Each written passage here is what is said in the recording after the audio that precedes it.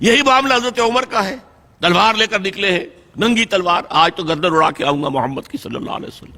یہ کل کل کل کل ہر گھر میں لڑائی ہے، اولاد ماں باپ سے جدا ہو گئی، بھائی بھائی سے کٹ گیا، بہن بھائی سے جدا ہو گیا، شوہر بیوی سے، بیوی شوہر سے جدا ہو گئی۔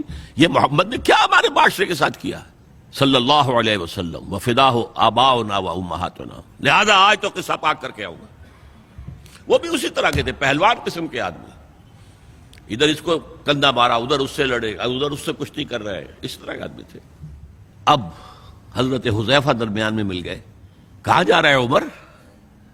کہ آج محمد کا بس میں قصہ پاک کرنے جا رہا ہوں صلی اللہ علیہ وسلم۔ وہ ایمان لا چکے تھے، انہیں پتہ نہیں تھا۔ ان کا تم محمد کو جا رہے ہو قتل کرنے، اپنی بہن اور بہنوئی کو تو جا کے دیکھو، وہ ایمان لا چکے، فاطمہ بنت خطاب اور سعید ابن زید۔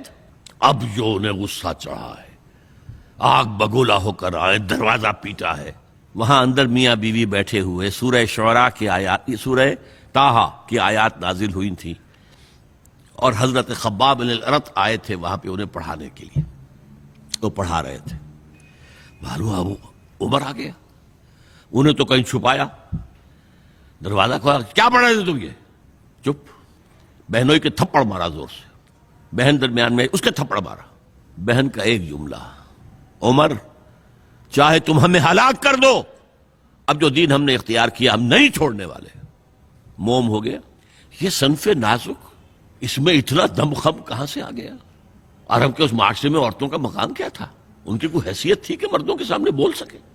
اچھا کیا پڑھ رہے تھے مجھے بتاؤ؟ نہیں تم نجس ہو، وہ کلام پاک ہے، تم نہیں پڑھ سکتے، نہاؤ۔ غسل کرایا، پھر سورہ طٰہٰ کی آیات پڑھی، ایمان لے آئے۔